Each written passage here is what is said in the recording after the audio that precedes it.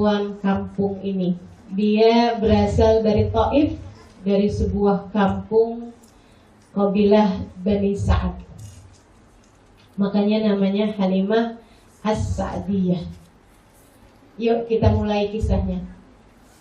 Saudara sekalian, ketika Nabi Muhammad berusia 3 hari dari hari kelahirannya, datanglah 70 perempuan.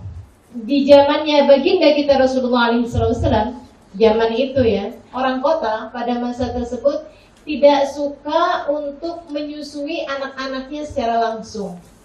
Akan tetapi mereka senang menyusukan anaknya di kampung-kampung yang cenderung lebih bagus gizinya, makanannya. Orang kampung itu kan biasanya memang cenderung lebih bagus secara gizinya ya, dibandingkan dengan orang kota. Pun sampai zaman sekarang seperti itu. Karena di kampung memang lebih banyak makanan-makanan yang langsung bersumber dari tanah gitu loh, dibandingkan dengan daerah-daerah yang kering gitu. Di Mekah seperti itu. Mekah itu orangnya kaya-kaya, tapi tanahnya kering, gersang. Mereka dapetin uangnya dari mana? Kaya-kaya seperti itu. Mereka berdagang. Teman-teman sekalian, kebanyakan orang Mekah itu kerjaannya adalah berdagang. Jadi mereka kaya-kaya, tapi mereka punya makanan-makanan yang terbatas. Mereka punya makanan menunggu dari kampung-kampung gitu. Nah, salah satu kampung yang ada di sana adalah kota Taif, teman-teman sekalian. Jadi alasan kenapa mereka menyusukan anaknya di kampung-kampung, satu, karena makanan di kampung jauh lebih banyak dan jauh lebih bergizi dibandingkan dengan makanan yang ada di kota-kota. Alasan yang kedua, dan ini gak ada di zaman sekarang ya, tapi zaman dulu itu memang benar-benar terasa. Teman-teman sekalian, pekerjaan yang paling bagus mendatangkan uang di zaman itu adalah menjadi seorang sastrawan. Coba nih ya, betapa sangat tingginya budaya-budaya dari masyarakat Arab pada saat tersebut, bahkan sudah 1400 tahun yang silam. Itu mereka, pekerjaan yang paling bisa mendatangkan uang zaman itu adalah pekerjaannya semacam Hasan bin Thabit. Siapa itu beliau? Sastrawan, pujangga.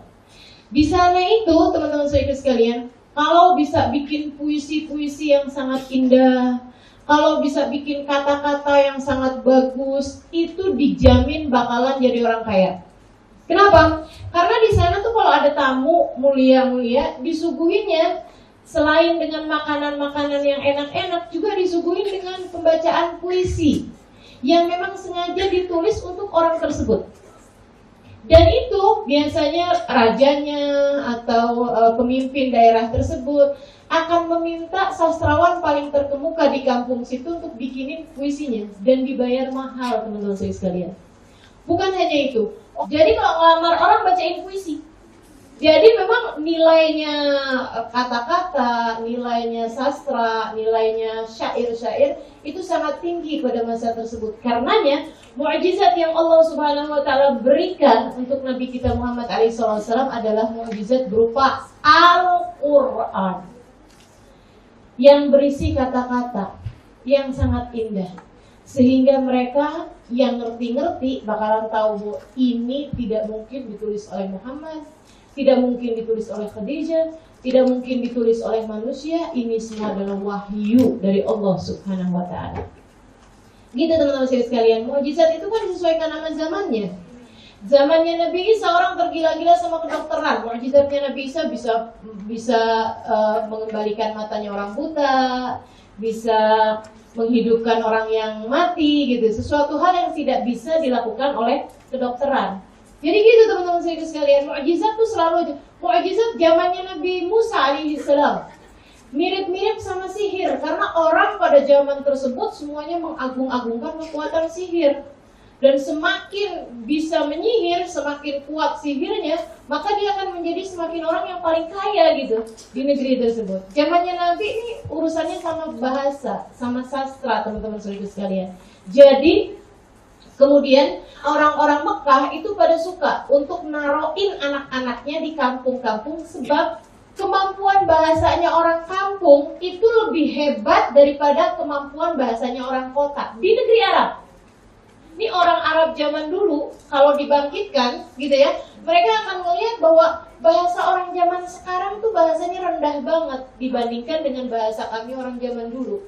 Jadi semakin tahun malah tambah semakin turun nilai bahasanya kalau di Arab. Dan juga teman-teman saudara sekalian saya muliakan, semakin di kampung itu semakin bagus nilai bahasanya.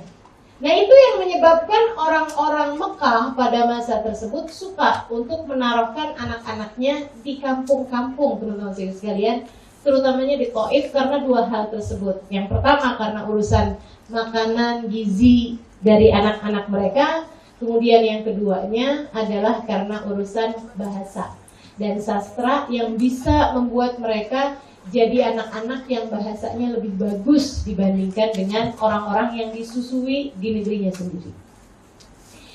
Karena memang semua orang kayak begitu ngerjainnya gitu ya. Allah pun buat Nabi kita Muhammad SAW juga menjalani masa-masa tersebut. Ceritanya Nabi berusia 3 hari. Ayahandanya sudah meninggal. Aminah tidak bekerja, maka dia hanya makan dari apa yang tersisa, dari warisan suaminya dan dari pemberian mertuanya, juga pemberian orang tuanya. Artinya, kalau dia kemudian mau menyusui anaknya di tempat lain, di Taif, itu kemewahan yang dia nggak bisa bayar. Karena itu juga bukan hal yang murah, teman-teman saya sekalian. Untuk dua tujuan itu, yang bisa ngerjainnya orang yang bisa bayar, gitu. Aminah nggak bisa mengerjakan itu karena keterbatasan materi yang beliau punya. Halimah bercerita, katanya Halimah, kami datang hari itu dari Taif ke Hudaybiyah. Kami datang dari Taif 70 rombongan naik keledai, tapi mereka bawa unta juga untuk diperah susunya. Dia bilang kami turun ke Mekah, tapi kami kemudian nyampe di Mekah itu udah sore. Jadi kami pun kemudian di daerah Hudaybiyah, di daerah dekat sama Mekah, kami dirikan tenda-tenda.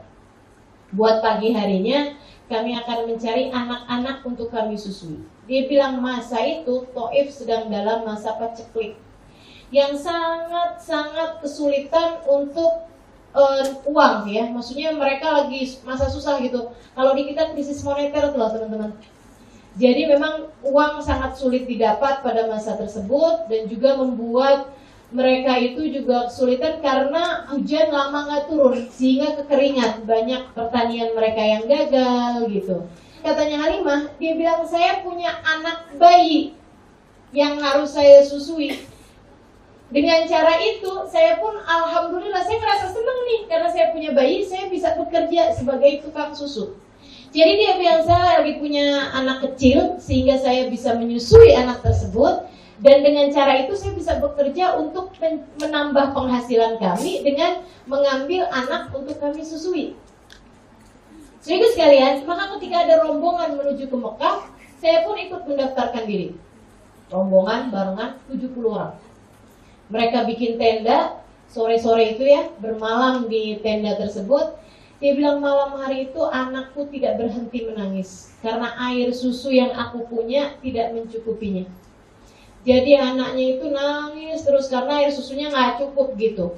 Dia bilang kami pun memerah susu dari unta yang kami bawa. Nah unta yang kami bawa pun kami perah susunya itu nggak banyak keluar air susunya sehingga aku pun masih tetap dalam keadaan lapar, juga suamiku Abu Du'aim juga dalam keadaan bermalam tersebut lapar. Tapi kami pikir nggak apa-apalah, besok lusa segala kesengsaraan ini akan hilang karena kami sudah akan dibayar uang muka sama si ibu yang kami menyusui anak tersebut gitu maksudnya, gitu ya. Jadi memang tujuannya benar-benar mau nyari uang ya adik-adik saudara sekalian.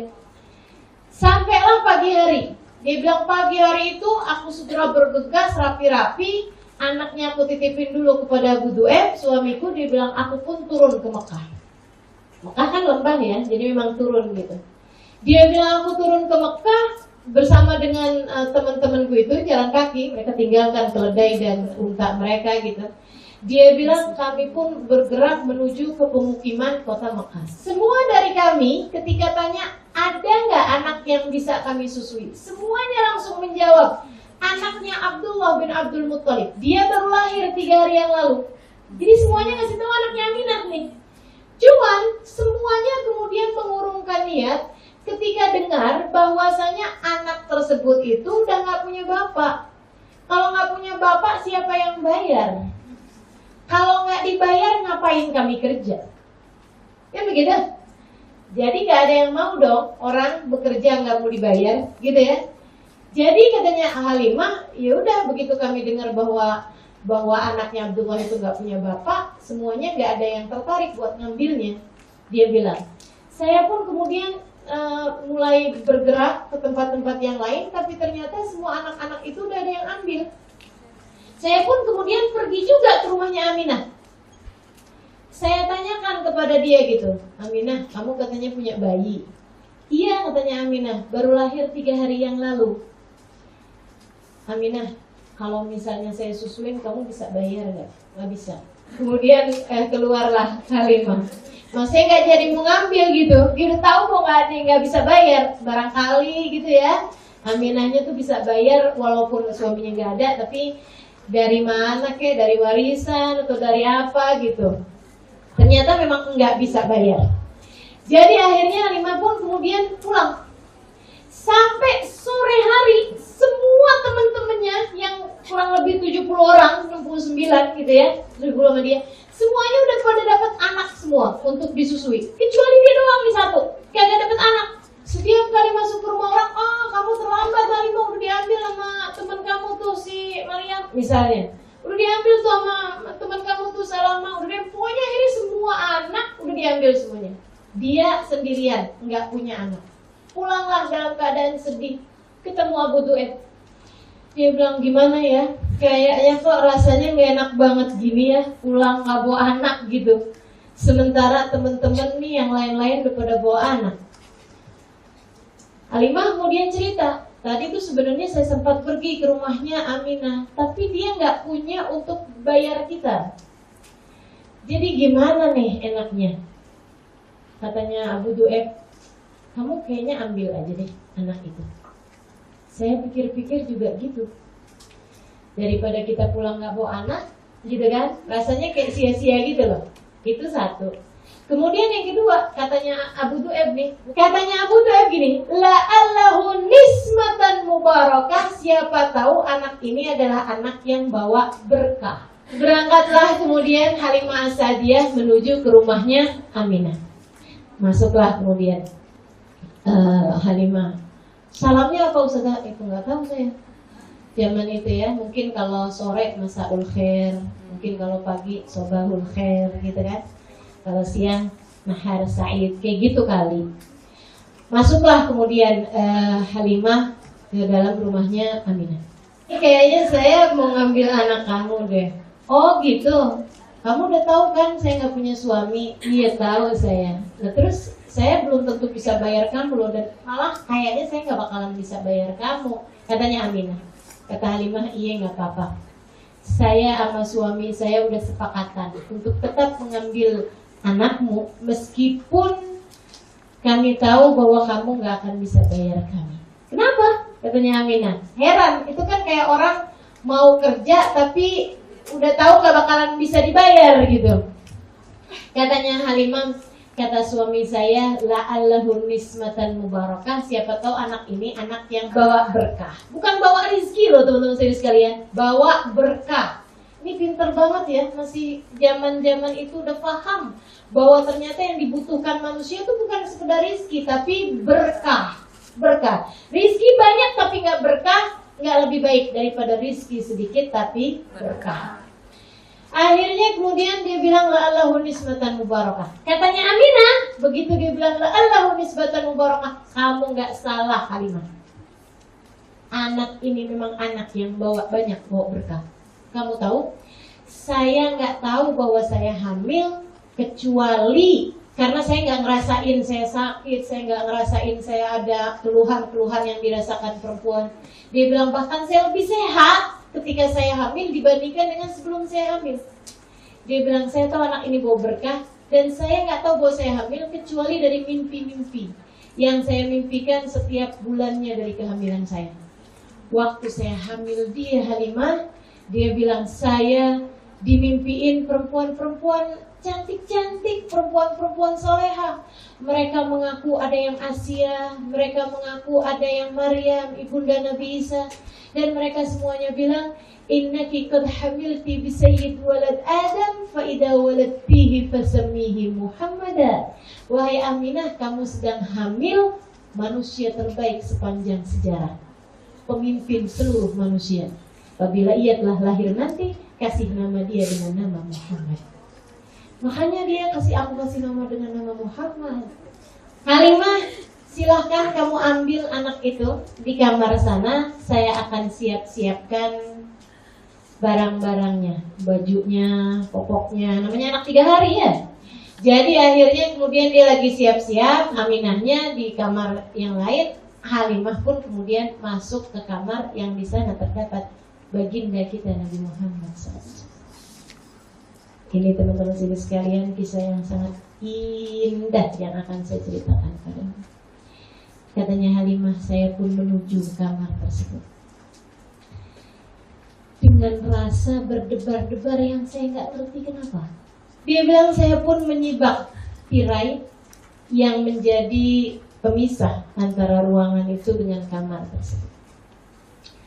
Ketika saya buka, dia bilang, saya masuk, saya mendapati seorang anak bayi, satu tubuh manusia kecil, tergeletak di atas dipan itu, dibalut kain putih. Dia bilang, saya gak pernah melihat anak lebih indah daripada dia. Lebih bagus, lebih rupawan, lebih tampan daripada dia. Dia bilang, ketika saya datang, ketika saya masuk ke kamar itu, anak tersebut menoleh kepada saya dan tersenyum. Ya ampun, saya langsung begitu melihat dia, hati saya langsung jatuh cinta kepadanya. Dia bilang, saya rasanya kayak ketemu sama anak saya sendiri yang hilang. Bahkan lebih daripada itu, rasa sayang saya sama dia meluap-luap dalam hati saya, sehingga membuat saya gak tahan. Saya pun segera kemudian menuju kepada anak itu.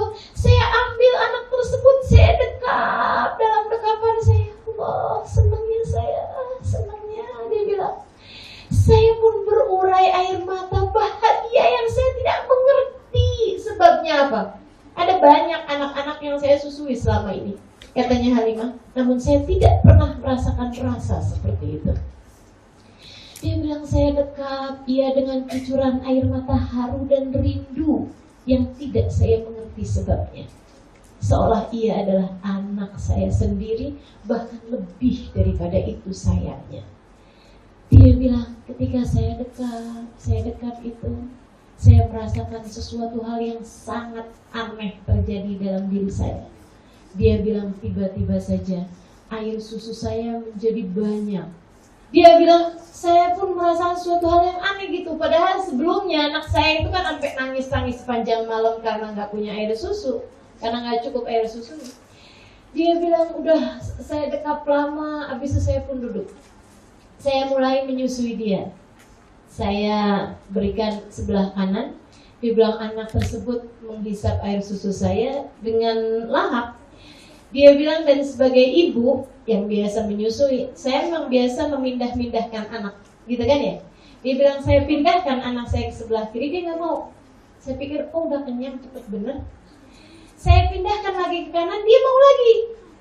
Penasaran, saya pindahkan lagi ke kiri, gak mau lagi. Dia bilang, saya pindahkan ke kanan, mau lagi. Dia bilang, saya kemudian mikirin kenapa nih. Baru ketika saya pulang dan saya kemudian menyusui anak saya dari yang sebelah kiri kebanyakannya, dia bilang, pahamlah saya bahwa dia menyisakan yang sebelah kiri untuk saudara sesusunya. Muhammad kecil mengerti berbagi bahkan dari sejak bayi. Sehingga sekalian, habis itu kemudian dibawa pulang, bawa jalan ke tendanya. Habis pamitan ini bawa pakaiannya, kemudian bawa ke tenda. Dia bilang, aku bercerita kepada Abu Du'aib dengan penuh rasa bahagia apa yang aku alami bersama dengan Muhammad ini. Katanya Abu Du'aib, wah dia memang benar-benar nismah mubarakah. Sampai dibilang malam hari tersebut, kami pun waktunya makan malam memerah susunya unta yang kami bawa. Dia bilang susu unta tersebut, Masya Allah, mengalir air susunya banyak banget. Sehingga aku dan Abu Du'aib meminum susu tersebut sampai kami benar-benar kenyang. Malam hari tersebut, 4 orang di antara kami semuanya, yaitu Halimah, Abu Du'aib dan 2 anaknya, yang satu anak kandungnya, yang satu anak susunya, tidur dalam keadaan lelap semuanya. Kami tahu bahwa kami tidak salah. Kami telah mendapatkan nismah paling mubarakah yang pernah ada di atas muka bumi ini. Anak yang paling banyak membawa keberkahan. Habis itu besok paginya mereka pun kemudian berangkat ke negeri Taif, balik lagi ke kampung Taif, teman-teman sekalian. Ini keledai yang ditunggangi Halimah. Jadi Halimah bawa keledai yang ada Nabi Muhammad, si Abu Du'aib membawa keledai, kan keledai kecil, keledai yang membawa anaknya sendiri, anak kandungnya gitu. Abu Du'aib bawa anak kandung mereka, kemudian Halimahnya membawa Muhammad. Itu begitu naik di atas keledai, keledainya langsung jalannya cepat banget sampai menyusuli semua orang-orang yang rombongan 70. Padahal waktu berangkat keledai mereka yang paling buncit karena paling lemes. Begitu ada Muhammad di atasnya, keledainya langsung larinya jalannya cepat banget sampai orang-orang pada nanya, Halimah, kamu beli keledai baru di Mekah nih? Katanya Halimah, kagak, ini keledai yang lama. Inna fi himari hadzal sya'na. Dia bilang, saya nggak tahu nih kenapa tiba-tiba keledai saya menjadi aneh dalam artian yang baik ya. Aneh yang, ini ajaib nih keledai saya, kayak gitu. Sampailah mereka di kota Taif. Ketika kemudian Muhammad kecil bersama dengan keluarganya Halimah As-Sa'diyah, teman-teman sekalian, itu beliau tumbuh juga dengan cepat sekali. Usia 6 bulan udah bisa lari. Usia 1 tahun itu Nabi kita Muhammad SAW sudah ikutan menggembala kambing bersama dengan saudara-saudaranya. Nabi Muhammad itu tiap kali ikutan bawa kambing digembalakan, setiap kali itu pula kambingnya pulang gemuk-gemuk, gendut-gendut gitu ya, air susunya banyak-banyak gitu. Kalau dijual juga dagingnya mahal gitu, karena memang jadi gendut-gendut. Sampai tetangga-tetangganya pada ngomong sama anak-anaknya, bawalah kambing kalian, ikutin di mana kambingnya Halimah digembalakan. Mereka pun membawa kambingnya di tempat digembalakannya kambingnya Halimah. Tapi tetap aja kambingnya Halimah pulang gemuk-gemuk, kambingnya mereka pulang kurus-kurus. Katanya ibunya, kalian gak nurut sih? Dibilang, udah mak, udah, kami udah gak bawain kambingnya tersebut itu tempat gembalaan kambingnya Halimah. Saya kira ini masalahnya bukan sama kambingnya gitu. Saya gak ngerti kenapa, tapi ya kita semua tahu bukan masalah sama kambingnya, tapi siapa yang bersama kambingnya. Kambingnya jadi pada berkah-berkah, teman-teman saudara sekalian. Tinggallah Muhammad kecil bersama dengan keluarga Halimah, bersama dengan abang-abangnya, bersama dengan kakak-kakaknya, ya, keluarga Halimah ini penuh dengan keberkahan, penuh dengan cinta kasih. Halimah menyayangi Muhammad lebih daripada kasih sayangnya bahkan terhadap anaknya sendiri. Demikian pula dengan Abu Du'aib suaminya, menyayanginya lebih daripada anaknya sendiri, teman-teman saudara sekalian saya muliakan. Sampai kemudian dapat 1 tahun 2 tahun. Kan memang anak disusuin 2 tahun. Kalau habis selesai disusuin mau gimana lagi kan? Ngapain ditahanin? Ya kan? Jadi kan harus dikembalikan. Mereka kan tukang susu, biasanya memang mengembalikan anaknya ketika sudah selesai disusuin, sudah selesai tugasnya kok gitu. Akhirnya kemudian berangkatlah Halimah menuju kepada rumahnya Aminah.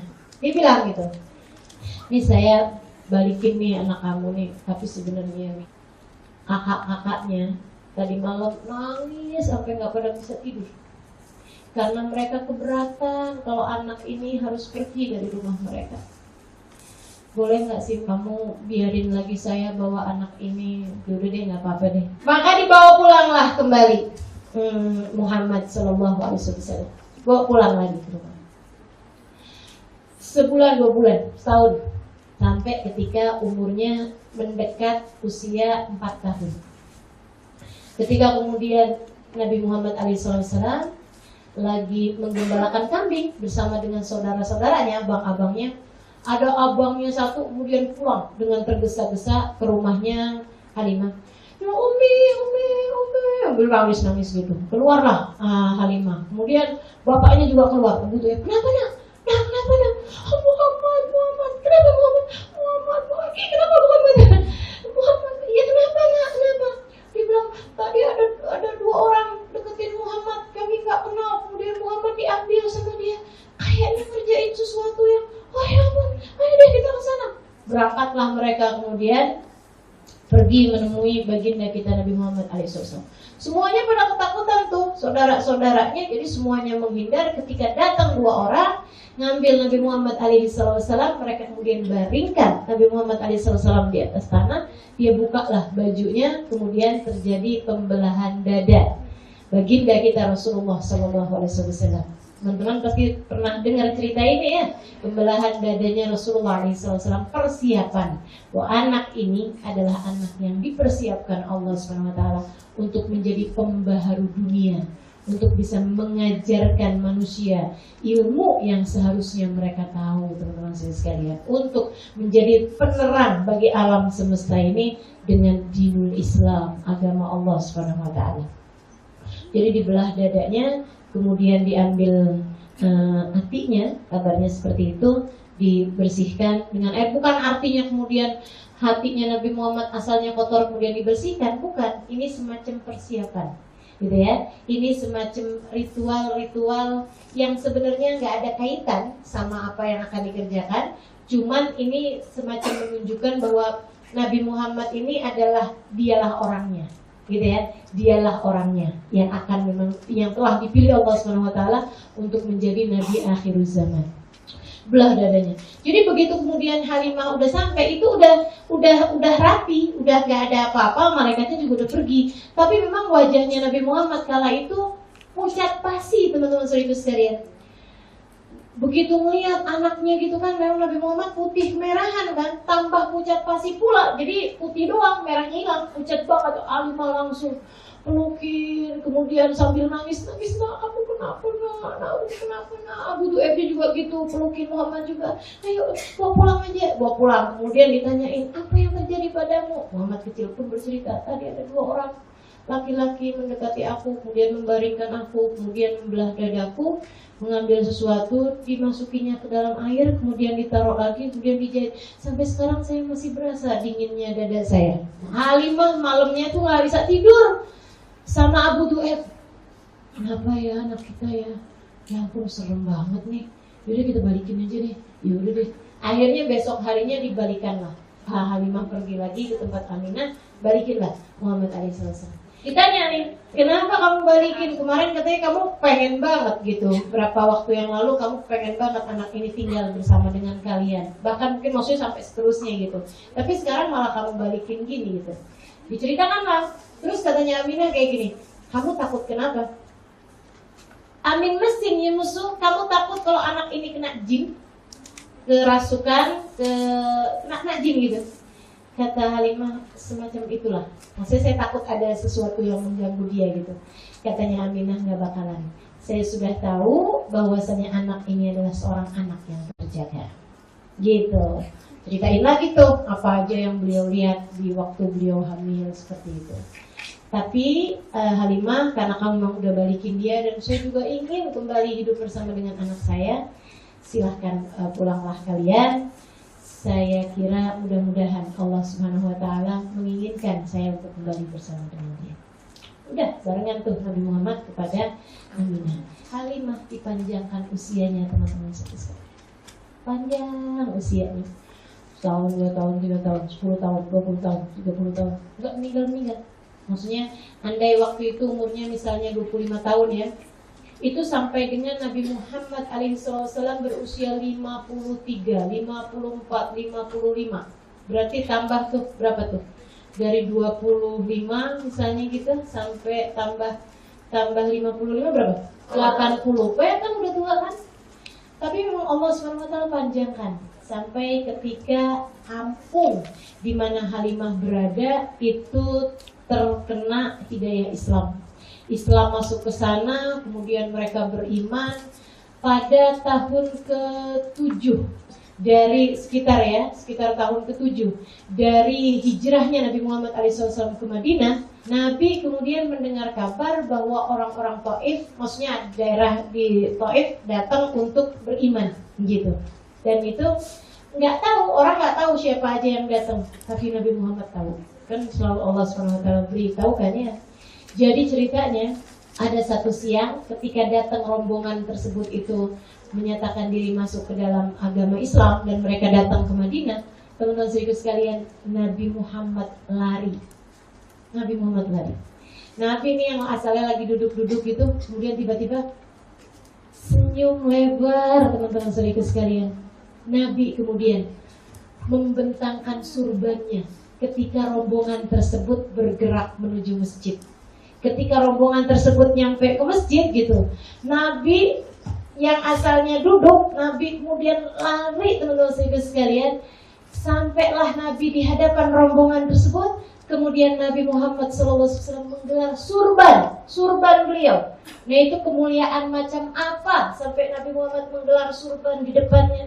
Kemudian Nabi Muhammad memandangi seorang perempuan tua yang bahkan sudah mulai bungkuk badannya, sudah mulai lemah tubuhnya, gitu ya. Nabi Muhammad pandangi dia. Kemudian Nabi Muhammad dengan berleleh air mata, Nabi Muhammad mengatakan, Ummi, anti Halimah Sa'diyah Ummi. Nabi Muhammad alaihissalam kemudian petangin surbannya tersebut dan meminta ibunya untuk lewat di atas surbannya itu, teman-teman sekalian. Seorang perempuan tua dari sebuah kampung. Nabi kemudian memeluk perempuan tersebut dengan sangat mesra, dengan penuh cinta, dengan penuh kasih sayang. Dipeluknya perempuan tersebut, berbisik di telinganya, Jazakillah anni khaira ya ummi, Jazakillah anni khaira ya ummi. Semoga Allah membalaskan untukku kebaikan-kebaikan bagimu, wahai ibuku. Semoga Allah membalas untukmu segala kebaikan bagimu, wahai ibuku. Nabi tidak pernah lupa, teman-teman saudara sekalian, dibalas segala kebaikanmu, meski untuk berapa tahun yang silam. Dari kebaikan nggak ada yang hilang. Innallaha la yudhi'u ajra man ahsana amala.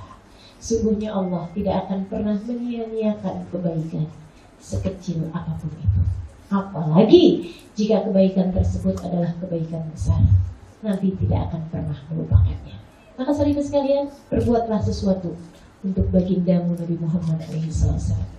Kebaikan yang kamu lakukan kepada anak-anak yatim dengan niat anak yatim adalah anak-anak yang disayangi sama Nabi Muhammad. Saya berbuat kebaikan kepada kamu. Hormati ulama, karena Nabi Muhammad mengatakan al ulama warasatul anbiya. Ulama adalah pewaris para nabi. Kamu hormati mereka karena Nabi Muhammad SAW. Kamu cintai orang tuamu karena Nabi Muhammad cinta kepada anak-anak yang berbakti kepada orang tuanya. Kamu pelajari ilmu agama Islam dengan benar. Kamu berbuat kebaikan kepada umat Nabi Muhammad SAW. Semuanya kamu lakukan dalam rangka salah satunya selain mencari ridha Allah SWT, mencari cintanya Nabi Muhammad SAW. Dengan itu kamu tidak akan dilupakan oleh baginda Nabi besar Muhammad SAW. Akan dibalas kebaikan-kebaikanmu. Semoga saja kebaikan yang kita lakukan adalah kebaikan yang membuat kita kelak layak bersanding dengan baginda kita Nabi besar Muhammad SAW.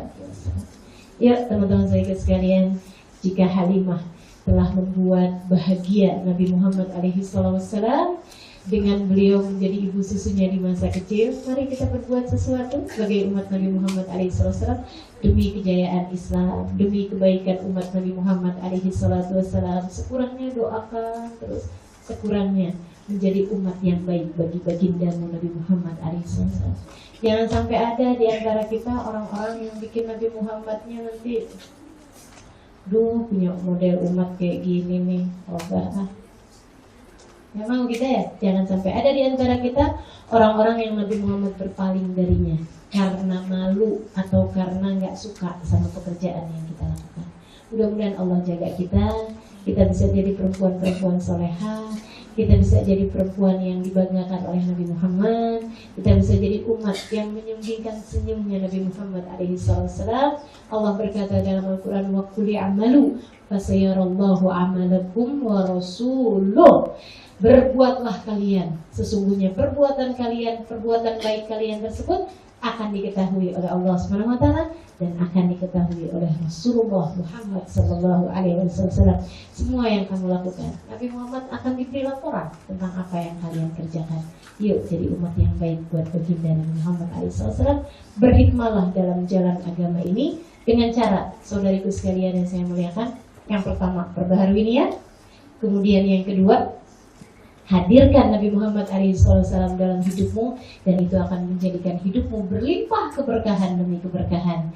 Dan dengan dua cara tersebut, insya Allah Nabi Muhammad SAW tidak akan melupakanmu. Sekurangnya di hari akhirat nanti kamu akan diakui sebagai umatnya, insya Allah.